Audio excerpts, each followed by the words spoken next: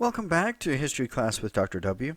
We're continuing our discussion of World War II on the American home front.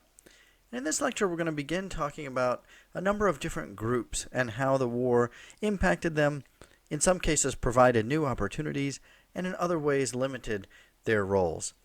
And in this lecture, we're going to begin by talking about how the war affected women on the home front. As often happens in wartime, when so many of the able-bodied men are away serving in the war, the roles for women during World War II were expanded. And in some ways, the old prejudices about women in the workplace had to be put aside by necessity. There were millions of women during the war who were doing quote-unquote men's jobs. There were tool makers, machinists, riveters, crane operators, lumberjacks, blacksmiths, and railroad workers. There was a massive advertising campaign that encouraged women to do their part and help the war effort. You see a few of those advertisements on the page. Do your part. Free a man for service. The most famous of these campaigns, of course, was the Rosie the Riveter campaign. You see a picture of Rosie the Riveter there in the middle poster. In the beginning of the war, it wasn't clear how much and how many women might be needed to assist the war effort on the home front. But as the war went on, it became clear that large numbers of women were going to be required. These challenges pushed traditional roles for women in the American home and in the workplace as well. And many Americans needed to be convinced that it was really a good idea. And so the government launched this massive propaganda and advertising campaign. The star of the campaign became the fictional character of Rosie the Riveter, who for a while, in the early 1940s, became a cultural icon in the country. There was a song about Rosie the Riveter that became one of the most popular in the year 1942, and Norman Rockwell's painting of Rosie on the cover of the Saturday Evening Post on May 29, 1943, was a wildly popular issue. In addition to the poster itself, the famous We Can Do It poster, which came out in 1943 as well. There are several themes that are evident in these posters. The main one, of course, is patriotism and supporting the war cause, and also a sense of guilt, which I mentioned in discussing some of the other posters. Longing won't bring him back sooner. Get a war job. It's kind of a cruel way to advertise for women to get into the workforce, but at the same time, it was effective. The posters also tended to show women looking glamorous, as you see in the picture on the right. The idea being that you're not going to get injured, you're not going to get super dirty, you're not going to break a nail doing some of these jobs. Of course, many of them were much more active than that, and some of the other campaigns later in the war openly advertised the activity involved. And the Rosie the Riveter campaign, you see her literally rolling up her sleeves and flexing her muscles, which is kind of an unexpected pose for women at that time. There were also elements of the campaign that called on men and husbands to support their wives taking jobs, because again, this was a cultural shift that many men were taken aback. It should be noted that these advertising campaigns were driven by wartime necessity, and it wasn't really the intention of government workers or advertisers to permanently change the status of women in homes and in the workplace, although in some cases that was exactly the outcome that came from it. Because the women who responded to the advertising campaign didn't always go into it for the same motivations as those who were advertising it. There were certainly women who craved greater opportunity in their lives and more options, and particularly once they started making money, they realized that there were newfound freedoms and new opportunity that came from having their own source of income. We should also note that there were many women already at work in the country. As we've noted throughout the Great Depression, more women began working out of necessity. Nonetheless, the war did provide a considerable bump. At the start of the war, about 12 million women were at work, and by the end of the war, the number had risen to about 18 million. So some 6 million additional women joined the workforce.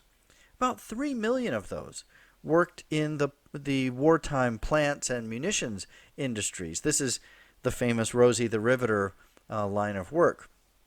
But many others were in more traditional kind of women's roles, millions of them working in clerical and communications positions. As a final note, we should say that while there were shifts that occurred during the war years in the roles for women and their place in society, at any given time, still about 90% of mothers in the country remained at home. It was still really only the greatest instances of necessity where mothers, particularly mothers of young children, left the home to go into the workforce. And while some women did find permanent satisfaction and permanent change in the new roles opened up to them during the war, in general, in American culture, after the war, the cultural division of labor reasserted itself, and many women returned back to the home from the workplace, and particularly during the 1950s and during the Cold War, when the traditional kind of family was celebrated as a point of contrast with Soviet lifestyles. Women returned to the home front, so to speak, in large numbers. Even during the war years, there were many who were disturbed by the trend of women joining the workplace. As one legislator asked, "Who will do the cooking, the washing, the mending, the humble homey tasks to which every woman has devoted herself? Who will rear and nurture the children?" In some ways, the famous pinup models of the World War II era reflected this traditional gender balance. They were overwhelmingly white. The story of Rita Hayworth, pictured at the bottom on the screen, is particularly instructive here. She was born Margaret Cancino from a Spanish family, and early in her film career she often played darkly sexy characters. As she transformed into a pinup model, though, her image changed as well. She changed her name to the very American-sounding Rita Hayworth. She dyed her hair strawberry blonde, underwent plastic surgery, and shed her Spanish accent. And often she appeared in red, white, and blue. Other pinup models exemplified the white, youthful, innocent, girl-next-door look that defined the age. The most popular pinup model was Betty Grable, who's pictured on the top right. She received more soldier fan mail than any other celebrity of this era, and was the highest-paid actress of the era. She represented sort of a surrogate wife or sweetheart for the soldiers. She was described as an average American girl, from her peach cheeks and blonde hair to her famous legs. She was a non-threatening woman, as she preached to other women to defer to men. She represented an icon of good femininity, as one scholar described it. In general, popular culture emphasized this sort of non-threatening atmosphere. It glossed over social differences or confrontation and championed unity, loyalty, and teamwork. The advertising and propaganda campaign called for women to join the war effort in a variety of ways, and those actually extended into active military roles as well. Each branch of the military had its female component, including most famously the WACs and the WAVES, the Women's Army Corps, and the women accepted for volunteer emergency service.